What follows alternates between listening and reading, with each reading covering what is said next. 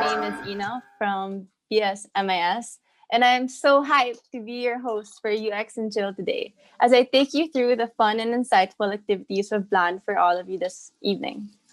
So, what are you waiting for? Let's start off with a raffle. Our co-presenter, UX Philippines, is a local nonprofit organization that hosts the country's largest and exciting network of design professionals, enthusiasts, and the like. They will, I'm sorry, they will be needing your help to answer their survey. So come join us and be a part of the hopeful lucky winners. If you want a chance to win a Figma Pro 3-month license or a discount on IDF courses, feel free to do so and click the link in our chat box or scan the QR code in our slides. So you guys can answer the survey right now. And we're not just here to learn from the talk, but you also have a chance to win. So you guys can do that now.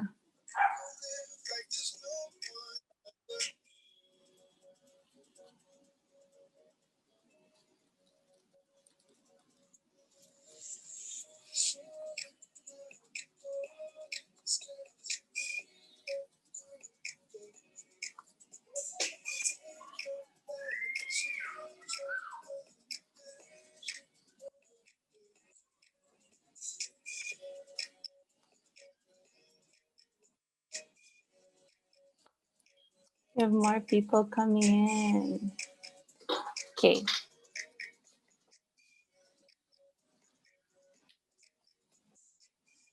All right, so to formally start off our event, we would like to welcome everybody to this year's UX&Chill production, where you get to revel in your creativity and unleash your inner artist because not even the pandemic can extinguish our passion for user experience. The past few days, we've gone through a bunch of exciting talks and workshops from design and business professionals in the industry that showcase how user experience design can empower users in the face of the digital normal. But it doesn't end here because we still have a lot more in store for you today. Should you have any questions throughout the designing opportunities and challenges in times of a pandemic talk, please do not hesitate to ask questions to our Slido. You may access it through the QR code, which is flashed on the slide, and you may also click the link in the chat box. So I can already tell that you guys are very eager to learn and get a closer look into our activities for today. So let's dive in as I introduce to you our very first guest for this evening. Our guest for today's talk regarding design opportunities and challenges in times of pandemic is a lead UX and visual designer of trust, identity, safety, and security at Grab.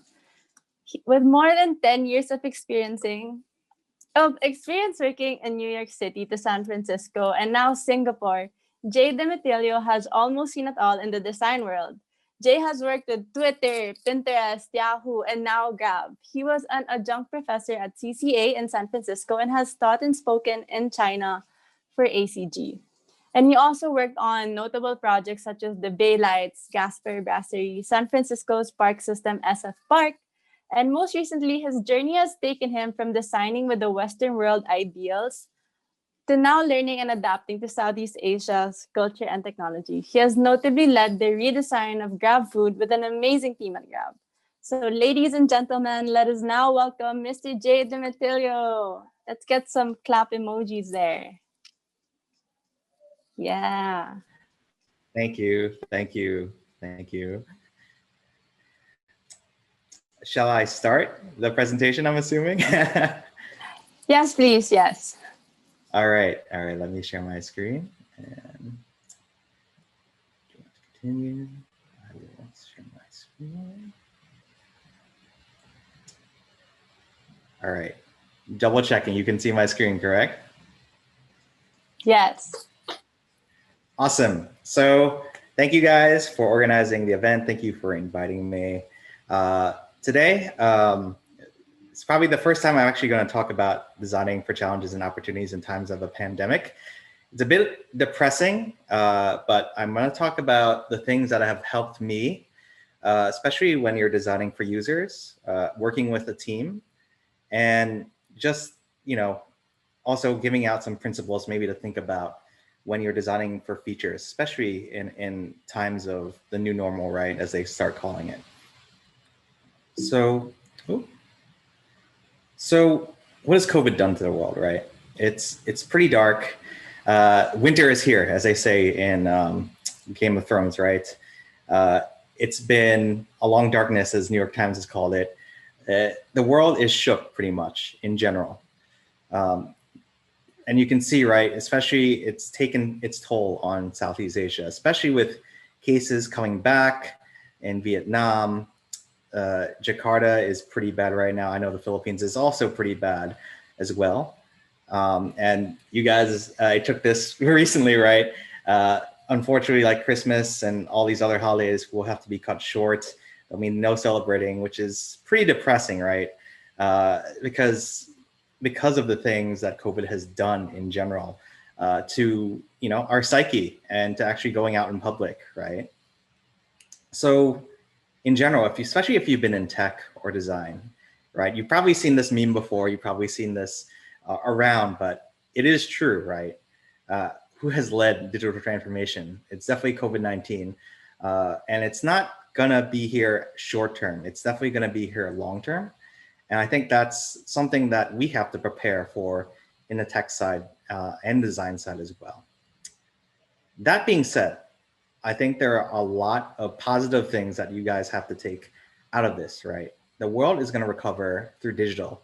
And what does that mean? And I don't want to bore you guys with charts, but I'm here to lay down some infographics and data for you guys in general, especially any designers or product people that are on or watching this right now. Tech in Asia is accelerating, right? A lot of more functions are now going digital, and it's only positive for anyone that's getting involved in tech. You can see digitalization is rising, especially in Asia, Europe, and North America, and global, obviously. But that's just good news for technology and design as well. And most leadership does agree that we are all adapting to new technologies with COVID, bringing everyone to the digital realm, and everyone's going to have to adapt to shift to the customer's needs. We are trying to identify and quickly address new opportunities, right? Because the landscape has changed so much, there's more room for innovation. We are reevaluating innovation portfolio and the resources that are pretty much allocated, right? So everything is changing, but it's for the better, especially in the digital realm. If anyone has worked on the product side or design side, it's positive. As much as depressing as it is, it's definitely gonna go on the up and up here on out. So, like I said, even though COVID did start in Asia, early indications of containment and protocols have resumed economic activity. And why is that? I'm not gonna expect you guys to read all of this, but I'm gonna lay out a few points, right? Contactless commerce has definitely become a thing in Southeast Asia. The world in general has now adapted to contactless commerce. So anytime you order delivery or food, everyone's going to contactless. No one's touching your food or your package, hopefully, right?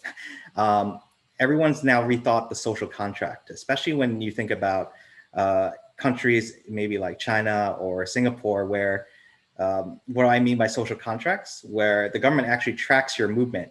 They enforce where you check in, where you go. In general, it's for your safety, right? And most people maybe out in the West may not be open to that, but out here, it's definitely controlled a little bit more and probably for our benefit. So that rethinking of social contracts is definitely a thing. Governments are definitely trying to lever and sustain consumer confidence, right? I think that's true in some countries. Everyone has gone to Zoom, as you most know, and now everyone's suffering from Zoom fatigue. So that's unfortunately a thing that's happening, but everyone is embracing that, and that's only going to be good for remote workers or anyone that's working out of the office, right? New offerings are now coming out, especially in times of needs, whether it's maybe drone delivery, maybe it's making their presentations fun with the app that you can use on Zoom and make yourself look like a talk show host. And everyone's engaging in different ways with partners and platforms. So there's a lot of opportunities in general, especially with design thinking, right? And COVID presents an opportunity for all of us, especially that is in this world of changing sales models. The world is in need of new offerings. There's rapid changes in customer behavior. And it's going to be an influx of different competitors in different industries now coming into this world of COVID. So I think most people are going to look at what is innovation, what is business going to do to innovate for tech and design. So they realize that now is the time to innovate. And I think it's the best time to actually be a designer, the best time to be in product. So what are the challenges, right? I think most of you know that are watching through the Zoom, right, that the largest challenges that are happening right now are definitely being in isolation, right? You guys are stuck watching me on Zoom, and I'm unfortunately not there, right, in person, which sucks. And it same can be said for people that are working from home, working remotely. It's definitely a challenge, whether it's miscommunication, learning to scale a team, especially, or learning to scale a product. It's challenging, right? You're so used to receiving the food probably by hand, but that's not the world that we live in anymore. We're used to now, social distancing, where you can see the Grab food rider actually walks away from the bike for the passenger to, or the eater, as we call them, to receive the food. So that's not the world we're living in. It's definitely now a challenge of how do we make sure that we take care of the driver, they don't get, possibly exposed to COVID, along with, the eater possibly getting exposed to COVID and them interacting. So how do you deal with that? And it's definitely a large challenge right now in the pandemic in general, right? And if everyone knows, right, they're so used to going out to parties or maybe events like this or a conference, right? You're so used to seeing and maybe going out there and talking to people, unless you're an introvert. But with your brain now operating differently, right? You perceive it now as a threat when you see large groups like this, right? Maybe 2 years ago, you would think, oh, great, it's a bunch of my friends, I get to see my family. But now your mental state is very different. So if you're a designer, right, and you have to think about all these different touch points, whether it's being 6 meters apart, how do you communicate that to the user? How do you communicate that to people coming maybe to your restaurant? And you have to think consciously, differently, with information being presented to everybody that's now exposed to either COVID or, trying to warn them about the exposure of COVID in general. So your brain is definitely operating differently, especially with your users. So how do you, that's definitely a large challenge. So how do you deal with that? And of course, right, like we're so used to coming into the office and working with people, right? What was previously unexpected is now expected. And now we have to plan for it in general. We have to plan for Zoom meetings and not communicating not communicating in person in general, right? It's a complex system to have, right? Now we're all on digital world. This is probably someone set up at home. They're probably watching this meeting, or maybe at work on Zoom, and they're maybe watching Netflix on their iPad or what have you, right? So the changes of the system of what we're so used to are definitely different. And it's a challenge for anybody that's involved in tech, involved in a team in general. So how do we deal with this? How do we deal with the changes that we're now living in, right? It's not easy. That being said, right, there's no need to panic. Everyone is going through it. I think we are all in this together. In general, non-crisis situations that we're experiencing before this, the user experiences were driven by context. They're much more individualized, right?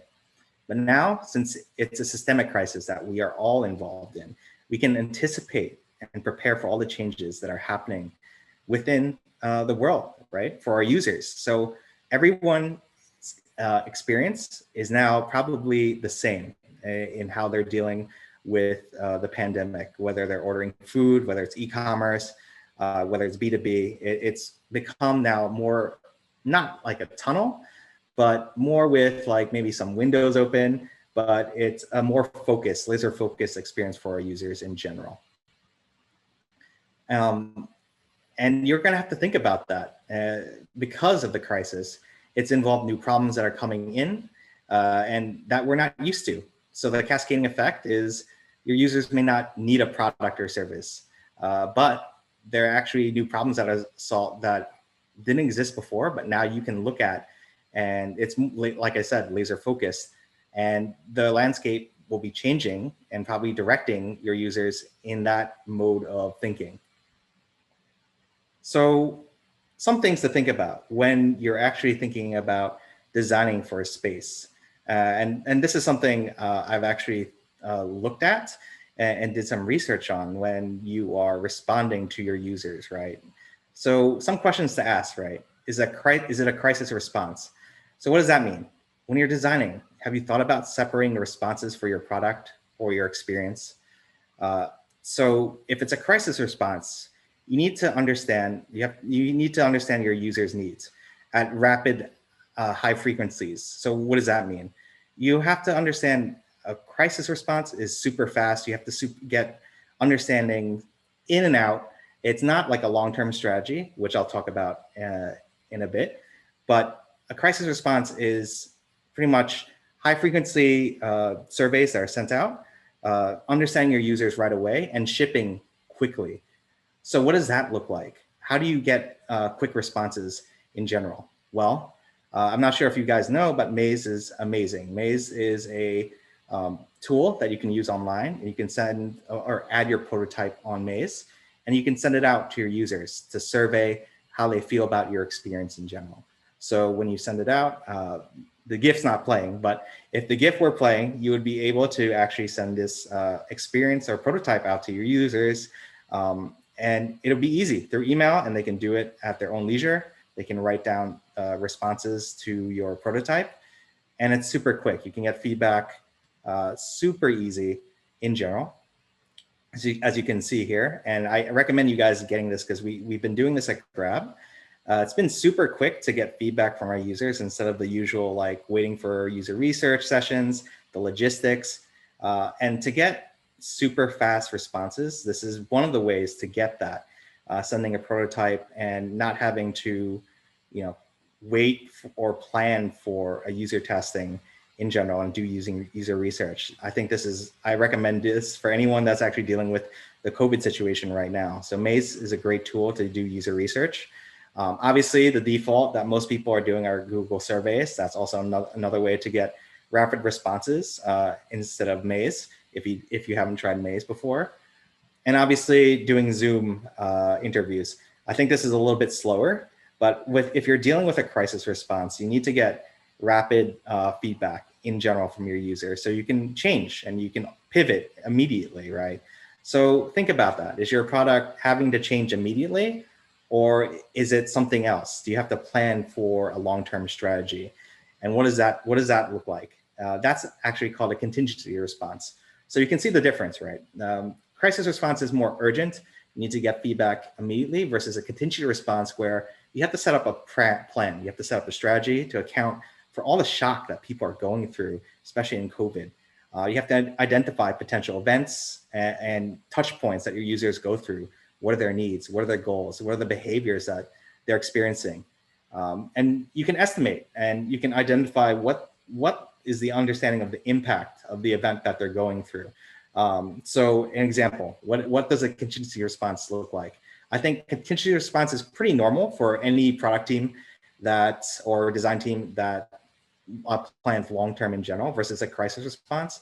Crisis response is pretty quick as a pivot, as I mentioned before, but a contingency response is more or less you or the product team going to an area and planning out how you respond to COVID in general. So an example, as you can see, right, they've set the 6 meters apart for most people at restaurants and social gathering areas.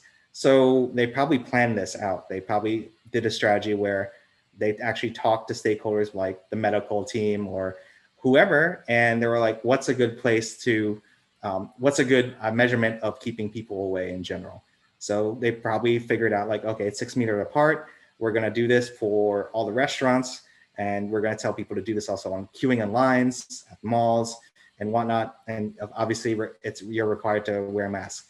This type of contingency response is normal. And it takes long-term strategy before COVID arose. As you knew, most people didn't do this, right? But because people aligned and they got stakeholders together to figure out what the right way what the right experience is for designers, or I mean, for people to come sit at a restaurant, it makes perfect sense to like not expose them to COVID possibly through these strategies in place for the restaurant, right? So if you're a designer, right, don't take action. Put yourself in the staff's shoes or your user shoes, right? Go to the place where they're actually trying to figure out what's best for the user in general, because you have to normalize the touch-free interactions that deal with COVID in general. You have to enable and facilitate social distancing, and you have to integrate virtual and physical worlds now, since everyone is not really coming face to face in general.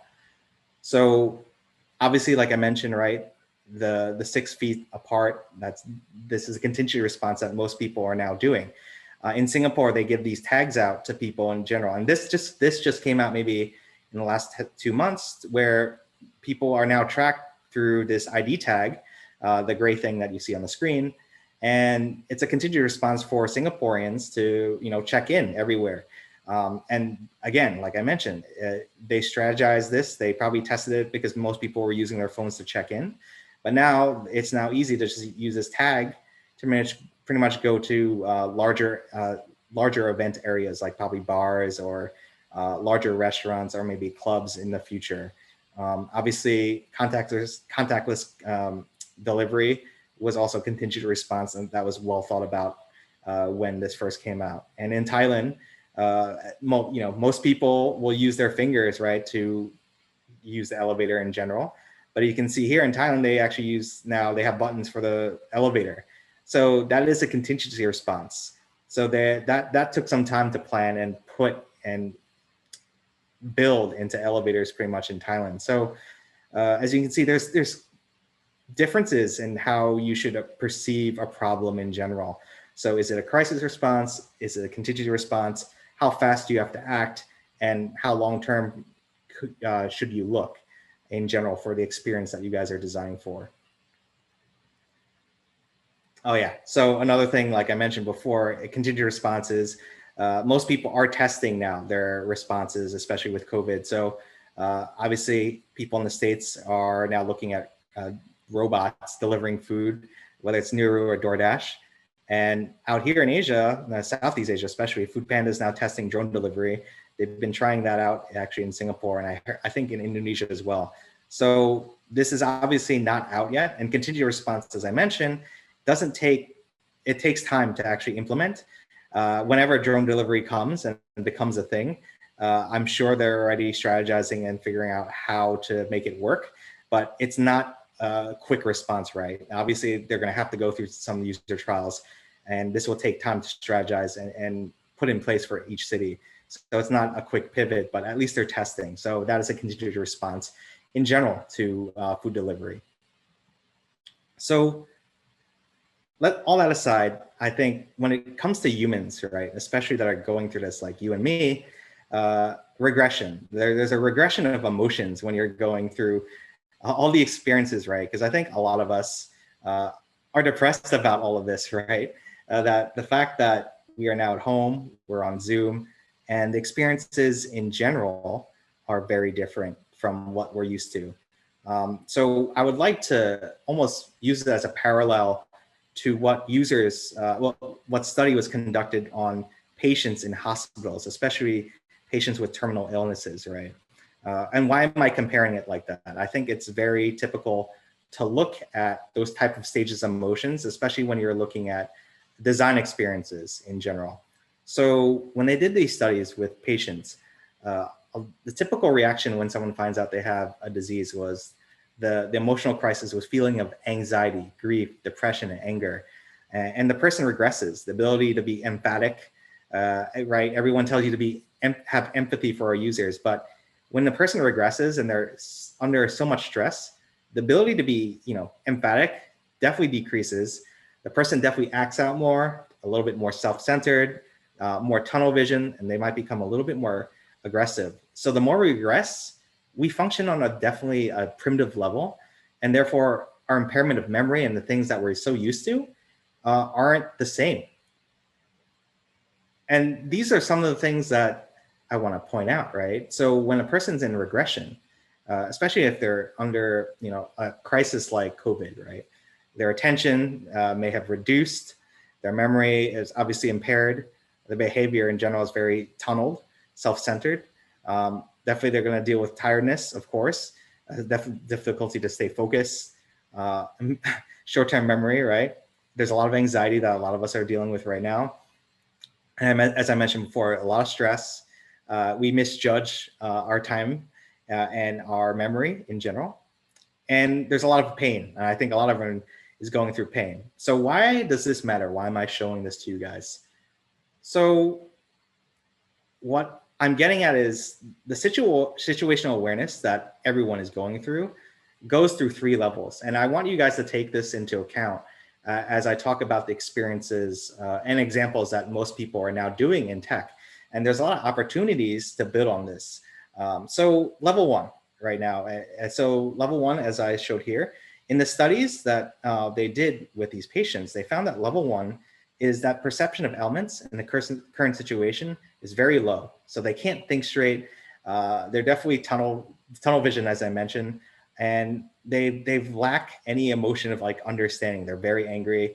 So you have to prioritize the information that you're showing to the user, right? You can't overload them or cognitive. You can't overload them with so much information.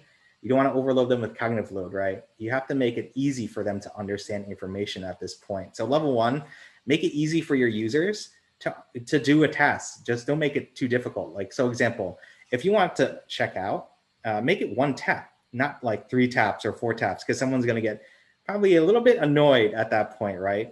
They're under a lot of stress. They probably don't want to deal with reading like terms and conditions or whatnot. You have to make it easy for the user. Level 2 of someone that's in crisis, right, is comprehending of the current situation. So they understand what they're going through, but they're a little bit apprehensive. Like, what are you selling me? What are you telling me?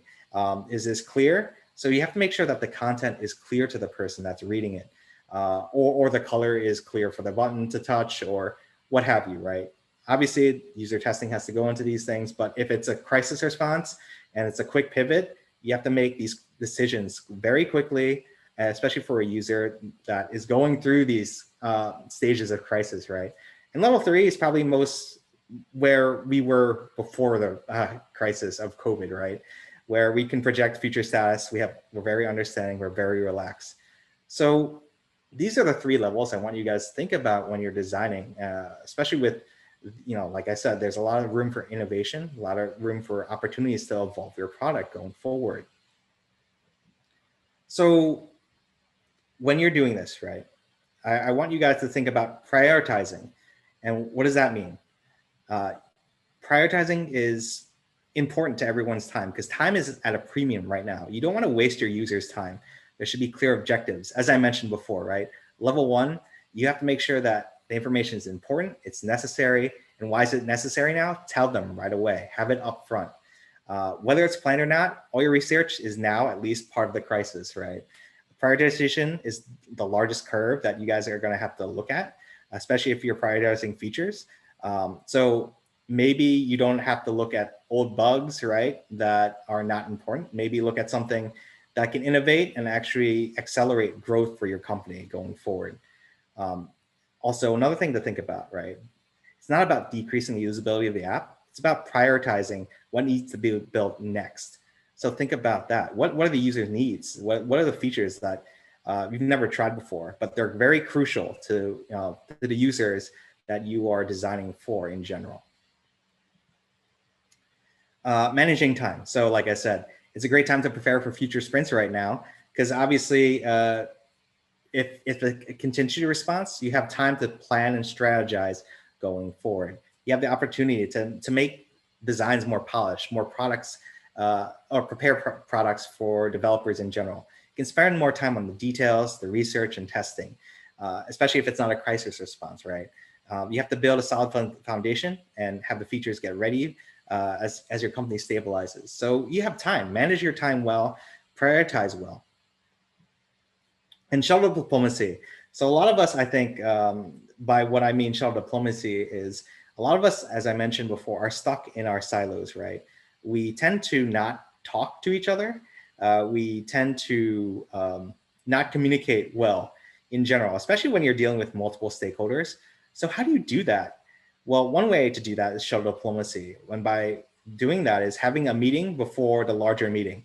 So in times of COVID and in times of Zoom, it's better to over communicate. Have a meeting before a meeting, make that alliance with maybe your product person or design leader in general, right?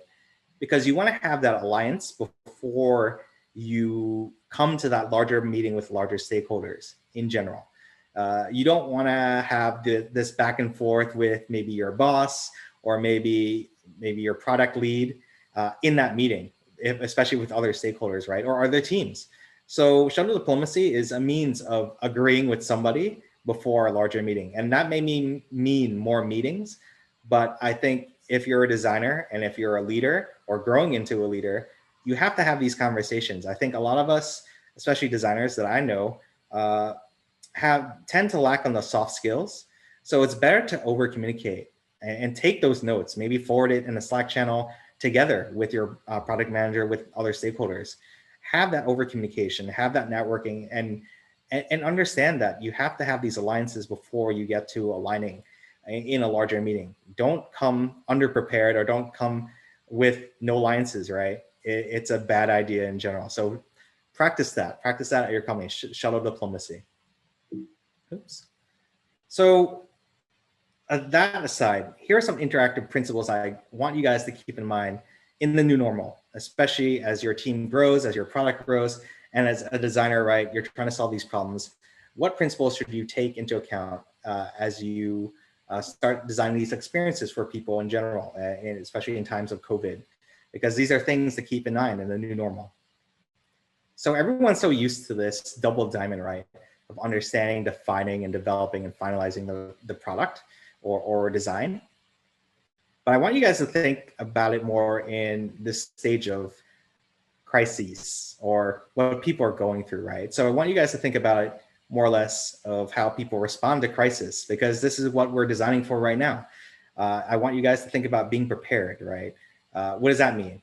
Is there relevant information being shared to the user? How do we prepare our user to actually respond or understand something that they're about to go through or purchase, right? Maybe technology provides an important channel to distribute procedures to different users. So how do we make our users prepared for what the experience that they're about to go through and make it easy for them? Because like I said, everyone is under a lot of significant stress. So if you prepare the user to make sure that it's an easy task to do, at least the user is more willing to use your product or possibly go through your design easier, right? And then if you prepare them right, then the response from your user is probably going to be easier, right? You want to minimize the disruption that they're going through in general. If the third stage of recovery aims to return businesses to normal state, then the response is going to limit how far outside normal boundaries an incident is capable of moving the needle. So what do I mean by that, right? The response is very important to how your users perceive your experience or design. If it's positive, then obviously they are going to recover and come back to your designs in general. It's going to be easy for them to like, oh, great, I can understand the task. I can manage whatever I'm going through right now. I feel so much better about it. And that mitigates all the actions that they're doing. And then it goes through the cycle again. So as you can see, right, it's a little bit different from the double diamond, but it's more in line with what everyone's going through right now. That psychology of make the task easier, have them respond to the task, and at least they can do it. Recovery might be worded a little bit differently, but at least they're willing to come back because they feel like, hey, all the tasks are very easy. There's not a lot of problems that I deal with this experience or maybe this branding that I see. And I'll come back and prepare for the same experience, and it goes all around. So something to think about. So what do I mean for design principles, right? Aside from that cycle that I just talked about, if you're designing for experience, you want it to be frictionless, especially as I mentioned, right? You don't want to make your users frustrated. You don't want to make them lost on your product because they're probably not going to come back, right? And I chose this background of water because I think Bruce Lee, one of my favorite Kung Fu legend actors, right, said it best, right?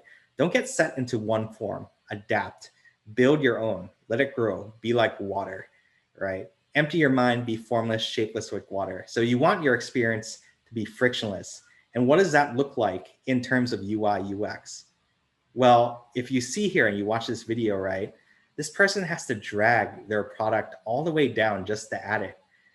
And that causes a lot of friction, right? Just to drag it all the way down. Why can't I just tap it?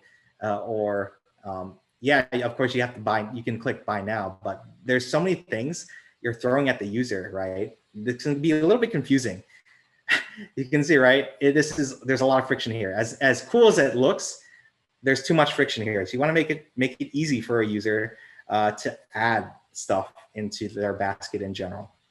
So what is frictionless, right? Frictionless is anyone that's probably paying through probably their phone or their iWatch.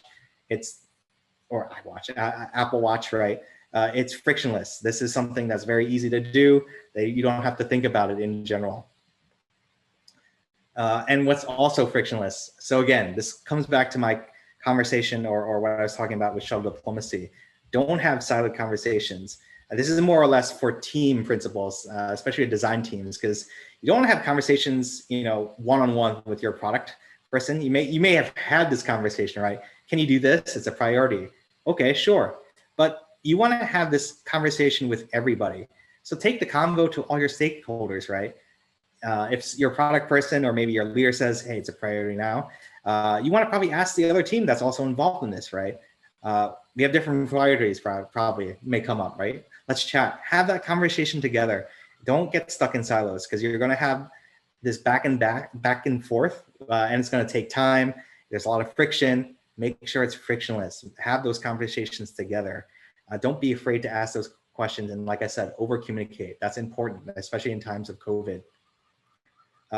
One thing, another principle I want to talk about is being focused. So being focused, what does that mean? So understand where your users are accessing information, all the touch points that they may be, accessing your service or your experience in general, right? Give your users clear and actionable instructions on what to do. I think one of the ways of doing this is understanding how your users, may get news. So this is just an example, right? Most people get news probably from Twitter or Facebook or whatnot, right? And if you're a news organization, you want to look at those touch points. Where is the traffic coming in? So if you're a designer, think holistically. Where's most of my traffic coming in? Look at the data and understand like you're going to design for these different touch points that may come to your, may drive traffic to your product. How do you make it easy for people to be focused, laser focused on your product? Do you have a touch point or design interaction on Twitter that drives people to go to your site? That's just an example. Or is there some sort of maybe advertisement that drives more revenue to your product, whatever that is, and that's shared on Twitter or Facebook? You have to think about these things. And then focus in another way, right? So DD in China has a great way of actually having focus for anyone that's looking for safety tips, right? So down here, you can see riders must wear masks. This message changes in general and assures the person that they are safe. And when the person clicks on it, it's a very focused approach on safety, right? You can add your safety contacts, you can share your location, you can record a video, you can record audio. There's also a safety quiz in there. So it's clear, this is a very focused safety experience. And like I mentioned, right, you mitigate all the information to the user. It's one easy tap to get to everything that is related to safety in general. So keep your experience focused, especially in times of what everyone's dealing with right now. I'm not sure why I don't see the text here, but right. So to keep your day focused, I think it's important to block off a day to focus on work. I think the companies I've worked for have been very understanding. I think you guys should push for that in general. Having focused work hours is so important, especially if you're a designer, because a lot of people get meetings, back-to-back meetings. Block off maybe 4 hours or 5 hours in a day, maybe in the middle of the week. For us at Grab, we have a focus day for Wednesday, which is no meeting Wednesdays, and all we do is just work, and it's great. We get so much done. And I think Google just maybe made a proclamation that they're going to have no meeting weeks as well. That came out in TechCrunch recently. So be smart with your time. As I mentioned, be focused with your time. Block off days, have a focused time to work on your designs, your experiences in general. I think that's very important, especially if you want to get stuff done. I think a lot of us, especially if we're under a lot of stress, as I mentioned before, right? With the crisis, human in crisis, you want to have time to have, you want to have time for yourself to focus on work. So encourage. So there's two things I want to talk about, especially if you're a designer or designing for users or your team in general. So you want to encourage user behaviors. And how do you encourage user behaviors, right? Whether it's providing micro animations, making something look cool that you want to interact with, making it smart, and empowering people to possibly tap on devices or tap on experiences in general. I think that's important, especially in times of COVID. I think a lot of us, especially at Grab, are doing more micro animations to get our users to be encouraged to use something or rate something in general. And of course, right, another experience that you see here is like, how do you encourage people to come back to your restaurant or possibly add a promotion? So is it the content? Yeah, it's definitely content. Content is definitely king. So think about these minor things that you may have not thought about. It may not just be about the micro animation, but it's also about the content, right? You want to make sure that the user is encouraged to either add or redeem a coupon or possibly go through a promotion. So think about these things, especially right now. Make it easy for people to see that content, and it's upfront. And encourage for a team. So I think one thing that we've been doing at Grab, and my other friends outside of Grab are doing, especially our managers, is showing encouragement, words of affirmation, right? Sending Slack messages and encouraging them, like, hey, you did a good job today. Get their back and support. If they do a bad job, don't harp on them in a team meeting. There's a saying that goes, praise in public, but punish in private. And I think that's good feedback in general, especially if you're a team leader or a manager in general, or you're involved in any of that. You don't want to attack somebody in public. I mean, of course, you know, if you're in college still, you're going to get those critiques. That's normal. That is the way of life. But if you're a team and if you're part of a strong team, encourage them in public. And if they need some critique, pull them aside, do it in private, and give that feedback. You don't want to discourage them, especially in times when everyone's Zooming, right? So don't attack them in a team meeting. Have a separate, maybe one-on-one Slack thread or a Zoom meeting, and give them words of encouragement through that. Efficiency. So I talked about this, right? You have to be super efficient with your designs, almost like this, what do you say? This line, a manufacturing line, right? It's focused, as I mentioned, but you want to make sure that users can get their tasks efficiently done through their experience, right? So what does that mean? So be clear. You have to be clear and actionable. So as I mentioned before, content is king. You want to manage expectations and be deliberate. So you can see here, right? The left and right is very different. Practice social distancing. If you say that, it's unclear, it's not specific, it's just conceptual. What's more clear is stay at home, get groceries once per week. You can see there's more authority in the one on the right side. So be clear. This makes it easier for the user to understand, and it's more efficient how you get your message across. And it's also true here, right? So you see these two experiences where there's a blender with all these buttons. That's not so efficient, right? Versus the one on the right, where it's just like one button to just blend whatever you're blending, right? So as I mentioned, be efficient with your experiences. You don't want to go overcomplicated for your users in general. And people, other companies are doing this too. Zoom is doing it now, where they're going to make it super efficient for you to access Slack, Box, Jira, Dropbox. So that's one way that people are making experiences efficient currently, along with Nest as well. Holistic. So one thing that is something that I mentioned a little bit before, I think designers have to think more holistic about your experiences, right? Make sure that you're able to demand like affordance for your design to scale. And not a lot of people think about how your design scales. So what does that mean? In Thailand or maybe Singapore, you have to check in via QR code, but by doing this, you have to do it through your photo experience. But now in Singapore, they have an app where you can easily scan it and it's one tap, you can check in and that's that. So how does your experience scale to that? How does it adjust to the physical realm and digital realm? You can't just assume that everyone's going to be on the digital realm, right?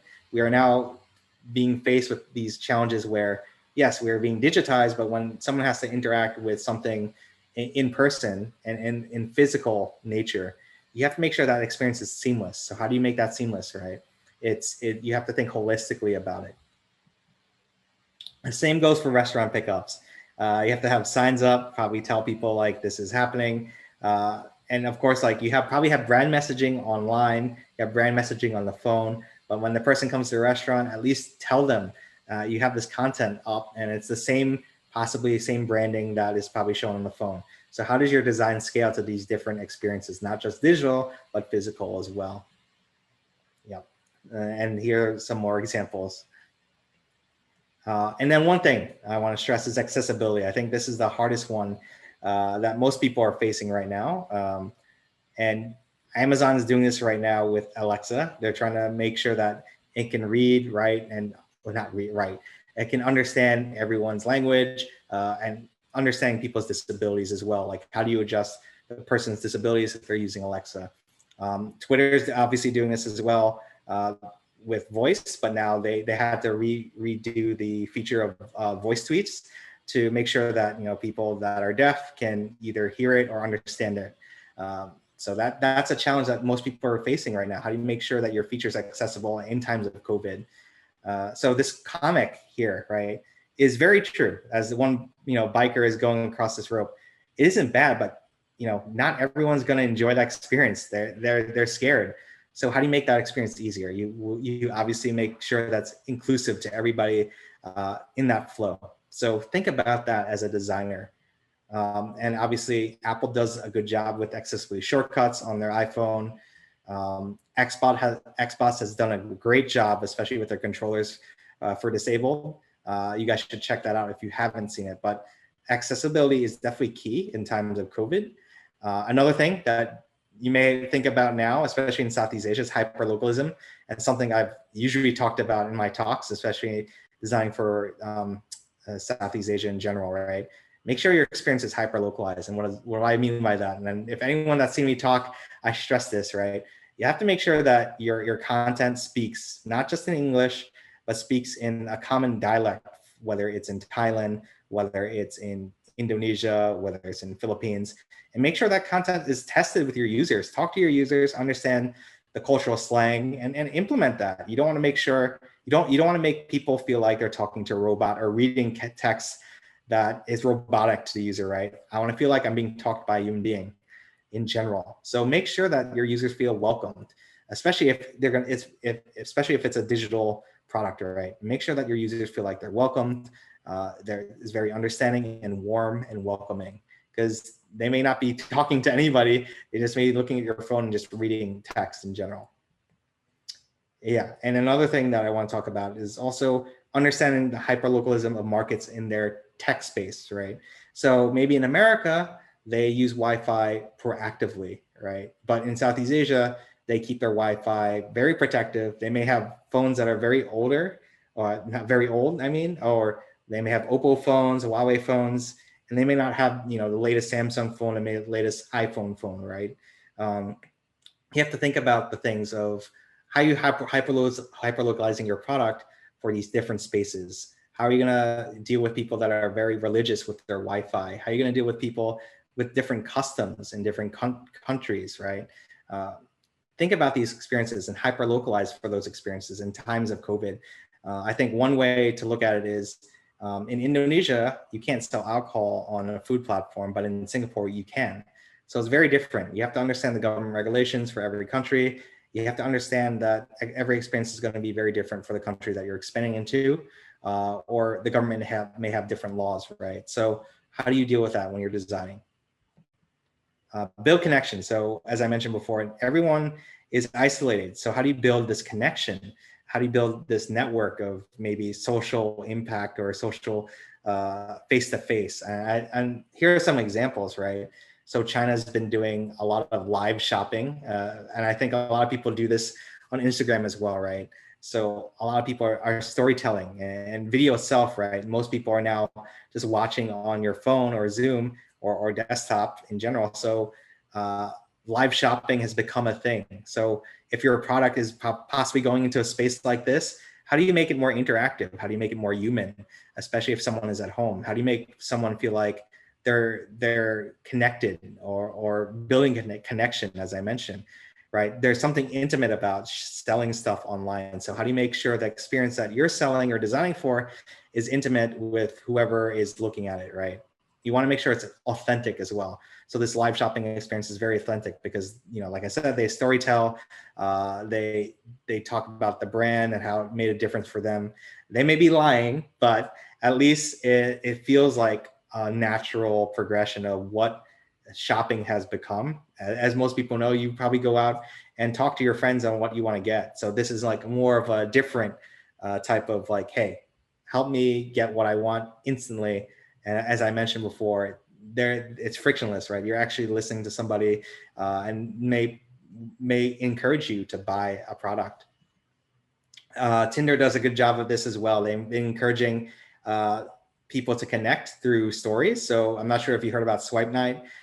You can either pretty much it's like a choose your own adventure where you can choose either you go with this person, you could either not save this puppy or save the puppy. You could take a picture of the comment, or maybe you stayed in the moment and you didn't take out your phone. So it actually builds connections with people in general by matching you with someone that may have picked the same answer in general. So you can see here, critical choices. This person saved the puppy, they stayed in the moment, and they told this person the truth. And then on Tinder, it matches you with people that may have picked the same as you in general. So it's building out more ways to talk to someone instead of saying, hey, ASL or whatever, right? And sliding into DMs is not like a boring thing anymore. They're trying to make it more interactive and build that connection, right? And another thing, right? I think sports leagues are now adapting the whole Zoom watch games, right? Because watching a game on the TV is one thing, especially in times of COVID, right? But this feels more like a progression of where we have to go into the new normal, as I mentioned earlier, that we want to have fans interactive. We want to have fans feel like they're at the game. So this is like one step further in general of building that connection with your users. So they have these videos now of obviously people watching games. So if you're building a product like this, how do you build that human connection in general, especially in the new normal? And it's true with Peloton with classes, right? So they have classes going on maybe somewhere else, and the person on a Peloton bike can watch this class and do it from home. And remove barriers. So it's sort of related to what I said before, but by removing barriers, you make it easier for your users to ask for help when and where, and they can access information easier in general. So what does removing barriers look like? So Instacart does a really good job of this. So Instacart is mostly known for buying food, but they've now removed the barrier and encourage e-commerce shopping on Best Buy. So Best Buy is a shop in America or corporation chain where you can buy digital goods, whether it's watches or speakers or whatnot. Obviously, you wouldn't find this on Instacart because Instacart is very food oriented, right? But they've removed the barrier, made it easier, and partnered with people to make shopping easier. So if I'm a user, this makes it frictionless for me to shop on the platform, right? This is great. So I don't have to worry about downloading another app. It's almost becoming like a super app, right? So it's become frictionless for me. And for me as a user, I don't have to go anywhere else. So it makes it easier for me to purchase goods. Another way that we're sort of going into, and this is like more opportunities I keep mentioning, right? There was an app called One of Kicks where you can try on AR sneakers, where you can just point to your foot and you can try on sneakers that way. And I think the way we're going, this is a really smart app in general. You can try on sneakers, you can see how they look before you purchase them, right? Obviously, you can't purchase them on the app. You can just try them on. but it's one way to innovate the experience of actually buying something. So one way is buying sneakers, but what about also, seeing what it looks like in your apartment? So IKEA obviously does this with their AR experience. So if you're a designer, I'd be pretty stoked about where we're going in general with the world, right? Because it's not just going to be now just looking at a screen, it's also involved with the physical realm around you. And now we're slowly going into holograms, which is sort of wild. So interacting with people is definitely going to be very different.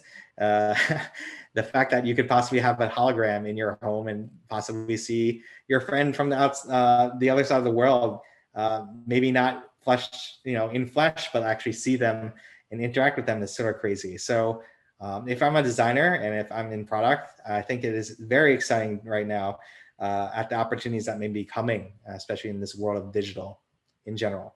So that being said, right, the leaner, the faster and more adaptable, the better chances you'll probably you can navigate this crisis. And that was from Anselmo Ramos. And it's very true, right? The world is now highly dynamic. The markets are growing faster, especially with the backdrop of COVID. And I think this is the best time to be a designer or in tech in general. So the opportunities are there. And as I mentioned, they're endless, right? So not to bore you guys again with charts, but history suggests that companies that invest in innovation through crisis outperform peers during recovery. So with all the innovation that's happening, all the things that I showed, it's proof that, if your company goes through this point of innovation, they're going to obviously outperform everybody else. And if you can innovate now, you are set up for success in general. And these are the 8 essential things that you guys have to think about. Is it aspiring? Have you chose something that is worth the risk? Can users discover something? Can it evolve? Can it accelerate? Can it scale? Can it extend? And can it mobilize? I think those are most important things, especially if you're serving innovation on a feature or product in general, especially during COVID. And I think these last 7 things that I want you guys to take away that are very important, especially if you're a team or a designer, or anyone that is in product in general. Be transparent. Recognize change is different. Recognize design is iterative. I think a lot of designers, we get so attached to our designs in general, but it's a very iterative process. So you have to understand they evolve over time, especially in times of COVID, right? And you have to remember that struggling is part of it. And that's the reality of life, especially right now. You have to actually know your people and motivates them to use your product, right? So because they're resources. So understand that everyone's going through the same thing, but know the people and what motivates them, whether they're on your team or your users in general. Put things in perspective by going back before going forward, and don't confuse quality of someone's circumstance versus how everyone's approaching it. I think one thing I want to point out, and that's very important, especially to me, is how companies in Japan think long term. I think why is that important? Because they think about more of the users. They don't think about their company's future. I think one of the companies, Lawson's, if you've ever been to Japan, Lawson's is a company very similar to 7-Eleven. When they actually went through the tsunami that occurred maybe years ago, right? Their mindset was, we have to have empathy with the people that are suffering through the tsunami, especially during the current crisis. And they donated all this food to the survivors of the tsunami. They didn't care about their business outcome for the future. They cared about the people. And the long-term impact of that is people see that you care about the product. They care about like how you design to help them in general. And that may seem crazy to people, but in general, the long-term impact of actually encouraging people or giving them help or empathizing with what they're dealing with only improves the stock of their confidence in your company. So if you're a designer or you're a product person, think about that. Think about the long-term effects, what everyone's dealing with, and how do you help them out in the long run. So as I mentioned before, is a crisis response, is a contingent response? How do you plan? How do you pivot? And what level of information are they dealing with right now? Or what level of emotions are they going through right now? Are they just tunnel vision? Are they apprehensive about the experience? Or are they just very chill and relaxed in general? But at the end of the day, partnerships matter. And I think I can't stress this enough. If you guys are not aligned with not just the researchers, designers, strategists, you're not going to form a solid seat at the table. And you can see here, researchers, designers, strategists are the three legs to this seat at the table that you have to make these partnerships work, because when you do, it makes a solid feature, makes a solid design, and you have a solid foundation that you can build your product or build a partnership with the other product team as well. And it's essential to pretty much pushing your designs forward. So the future belongs to the bold and the clever. And if you can pretty much react in a dynamic way and have speed and agility when you're designing, especially in this type of climate, it's going to definitely make a difference. So think outwards, have empathy, and understand your users. Thank you guys for coming to my talk. I appreciate it. I know it was a little bit tricky, but it's my first time doing it. I appreciate the feedback and any questions. So thank you. Thank you for that wonderful talk, Mr. J. Demetillo. I'm pretty sure that our participants are more excited to learn more about it, about design opportunities and challenges in times of pandemic. So now we're going to be opening the floor for some questions. Once again, don't hesitate to ask the questions through our Slido, and you may access it through the QR code flashed on the slide.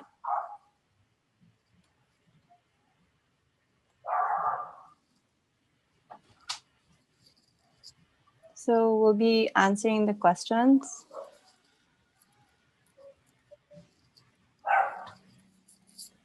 All right, so for our first question, Anonymous would like to ask, how would you know if a human is in crisis? For example, if there was no pandemic right now, how could we identify human in crisis? Well, I think I would like to ask, like, right now we are all in crisis, right? Because I think most people will have different economic, obviously, statuses or ways of living, especially right now. I think a lot of people are actually fine with being stuck in their house versus some people that are killing to travel, right? In general, not everyone's going to probably feel the same way, but overall, especially if your product touches different people, you have to have that empathy to understand that people are going through this, through whatever it is. I think an example is, I know this hits close to home, but the Philippines has to deal with a lot of typhoons, right? And there's unfortunately a lot of flooding, and a lot of cities and towns have to deal with the damage, right? You can't be prepared for that type of natural disaster, but at least you can have some plan in place. So, and again, like I want to harp on, like, at least you have some contingent response to that. So you don't have to know if a human is in crisis, but you have to have some sort of plan just in case it happens. And it does happen a lot, especially in natural disasters. So as long as you have some sort of plan to, or some experience to, cater to that, at least you plan for it. If you don't plan for it, then you're just going to be seen as someone that doesn't have empathy. Okay, thank you. So for our next question, somebody asked, what are effective product management frameworks that you use in Grab? I can only speak for the design, so this is very product oriented, and I don't think I'm allowed to speak about this. So yeah, I mean, okay, I can, some effective things I'll mention. I think one of the things that we definitely look at are metrics in general, metrics of our users for each country, and obviously our users, right? Because they impact each country's response to designs. And obviously we work pretty closely with businesses. I think some startups don't work closely with business, which boggles my mind, but obviously revenue definitely is important. So if you have to factor that into your product framework, I think that's very important, especially if you're a growing startup that scales not just in one area of the world, but scales holistically to the rest of the world. Thank you. And for our next question, in the lockdown, is it difficult to find any stimulus to inspire and motivate us to create new ideas. How do you find inspiration in this time? Oh, that's a great question. I think for me, obviously, I use Pinterest a lot. Pinterest is great. I know that Yeah. seems like a cop out, but it's true. You can't just be stuck in your bed just looking at websites the whole time. Even though you may get bored, looking at your mobile phone. But I think every country is very different, especially if you can't leave your apartment. Um, for inspiration, I watch a lot of movies on Netflix as well. Um, I look at what other people are doing on Dribble as well. Twitter, of course.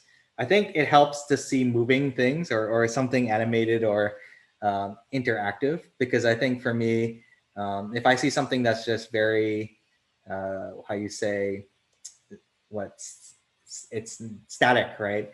It's very boring. I don't get inspired by it. But if I can see something that's moving, or maybe I watch someone that's very inspiring, that helps me get inspired in general.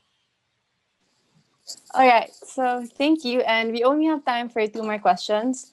So for Yeah. our second to the last question, can you scroll down a bit? Okay. So in your opinion, what are some of the best in class brands locally when it comes to designing experiences during COVID? Locally, do you mean Southeast Asia locally, or in your opinion, what are some of the best in-class brands?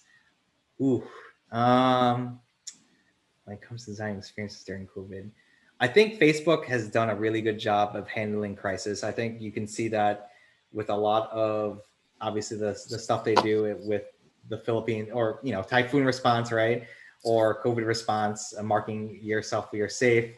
I think everyone's now used to that in Mm-hmm. general, and I think that's pretty good. And like I said, that was a contingency response, and I think someone asked that earlier, like, how do you prepare for someone or people that aren't in crisis?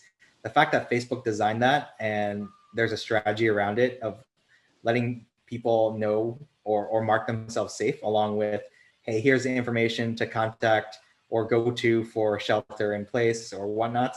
I think Facebook did a really good job with that. So I think, especially experiencing during COVID, I think Facebook's done a good job in terms of that. I think Singapore's done a really good job of tracking people. The Trace Together app that they have in Singapore is amazing. I think the thing with Asia in general, I think we're okay with the government tracking us. I think out west, people would be spooked by that. I think the fact that the government's watching our every move. I think, especially if you understand how the disease is like claiming people and exposing people. I think for us, it's like, yeah, fine. We'll agree to being traced. We'll agree to this app being on, and I think it's caught and controlled COVID pretty well. So that's definitely one app that's done a really good job of at least controlling COVID in general. So those are the two that come to mind.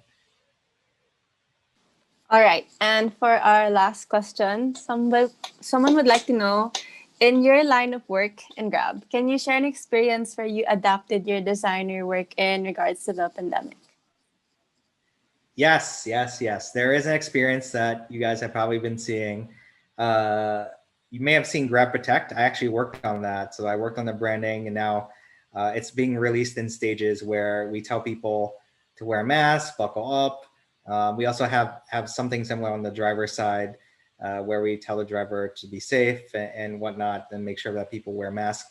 Obviously, it's just the beginning stages, but it's slowly going to roll out where it's going to probably encompass better experiences of notifying people how to get help, whether they're exposed to COVID, probably giving them information and whatnot about it, how to better deal with that. So I think that's one of the experiences that I can only talk about, and I can't really talk about the future of it.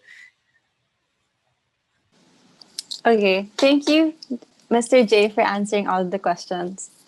So that Yeah, you're we welcome. hope that all of you had fun with Mr. Demetilio's workshop on design opportunities and challenges in times of pandemic. We hope that you were all able to learn more about it. And if you want to hear more from him, listen to his podcast, Traces, on Spotify. And just look up Demetillo on the app and you're good to go. And don't forget to follow his Twitter at AsianXJ. His followers think he's really funny. And with this, UX Society would like to award a certificate of appreciation to Mr. Demetillo. Thank This you. certificate is awarded to J. Demetillo in gratitude for speaking at User Experience Society's UX&Chill 2020 Experience Digital with the topic of design opportunities and challenges in times of pandemic, given on this day, 4th of December 2020. So thank you so much, Mr. Thank Demetilio, you. for your enriching workshop. And thank you to everyone for coming. Before we end, let us first take a photo together. We highly encourage everyone to open their cameras so we can have a group photo.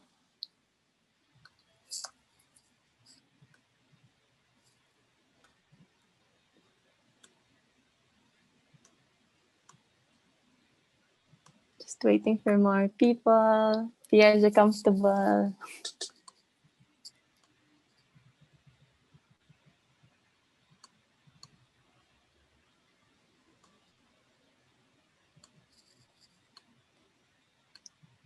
All right.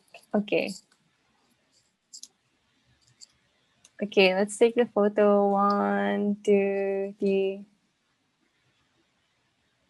Nice.